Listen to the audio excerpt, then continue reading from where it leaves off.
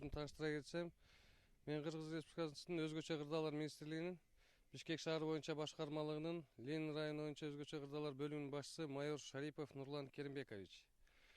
Биз ушул Боордош Түрк элине жардам катары алып келген ушул жерде мына өзүңөр көргөн 120 боз үй, ыкчам боз үй жөнүндө айта кетейин. Биринчисинен бул боз үйлер ушундай өзгөчө кырдаалдар катталган жерлерде бул мобильный бат чогулуп, бат жеткизиле турган боз үйлөр. Бул боз үйлөрдүн жабдуусу ушуну өзүңөр көрүп атсаңыз, үстүндө жабдуулары 3 кабаттан турат. Сыртында брезент, анан полиэтилен турат, анан ички жасалгасы 3 кабаттан турат. Каркасы, bunun каркасы болсо өзү металлический темир. Жалпы салмагы, бул боз үйлөрдүн жалпы салмагы 170 килограммды түзөт. Андан тышкары ичи болсо ошо 27 квадрат метрди түзөт. Диаметринен бул 5 метр 30 сантиметр болот. Бул боз үйлөрдүн ыңгайлуулугу бул жеңил, бат, ылдам, ушундай өзгөчө кырдаалар катталган жерлерге ылдам келип тургузууга мүмкүнчүлүк берет. Андан тышкары бул жерге азыр ошо Кыргыз элинин атынан, Кыргыз Республикасынын президентинин администрациясынын атынан ушул жерге 120 боз үй келип азыр коюлду, тигилди. Азыр мына өзүңүз көргөндөй электричестволор тартылып атат.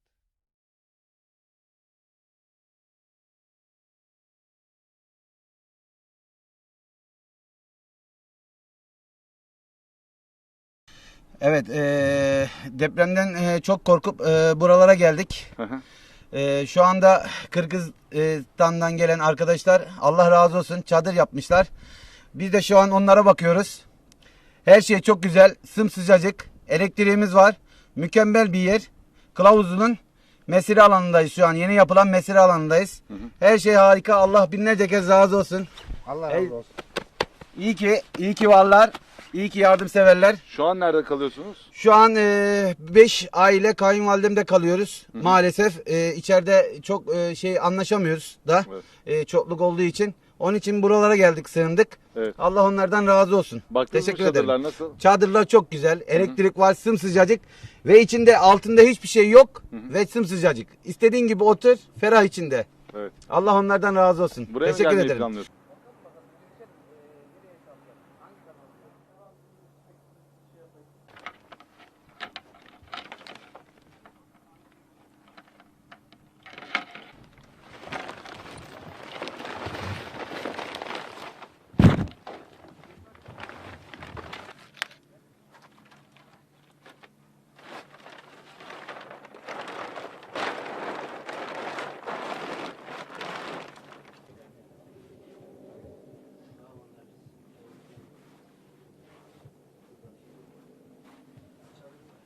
Kırgızistanlıların yaptığı çadır. Buraya Orada geldiniz. geçiriyoruz. Evet, buraya geldik. Kaldınız mı peki? İlk defa mı kalacaksınız? İlk gecemiz olacak. İlk gece. Daha yeni geldik, evet. Nasıl buldunuz peki? Çok güzel bulduk. Büyük. Hani elektriği falan var. Ben öyle düşünmemiştim. Yani güzel duruyor büyük bir şekilde. İlk defa böyle bir yerde kalacağım. İlk defa gecemi geçireceğim. Öyle. Peki Sıcak herhalde. içerisi. Evet, içerisi de çok sıcak, yani içeride ısıtma olmadığı halde sıcak bir şey. peki gıda ile ilgili yardım var mı? Evet, gıda ile ilgili de yardımlar da oluyor. Yemek yiyebiliyorsunuz burada. Evet, sıcak yemek aşağıda çadırda dağıtıyorlar. Orada gidip yiyebiliyoruz. İlk defa biz geldik 2 aile olaraktan. Devamı da gelecek. Nasıl buldunuz peki? Şu an iyi, hizmetler iyi, ortam temiz, bir deprem havası yok, tehlikeli bir ortam değil, güvenli bir ortam, temiz bir ortam. Çadırların içi Havasıyla. sıcak mı? Çadırlarımızın içi ısıcak, elektriklenme, aydınlatma çekiliyor şu anda. Evet. Bugün biter, o işlemler biter bugün. Peki yemek yiyebileceğiniz yer var mı? Tabii yemek yiyebileceğimiz Kızılay'ın çadırı var. Az önce yemeğimizi yedik. Çayımızı içtik. Sonra çadırımıza tekrardan geldik.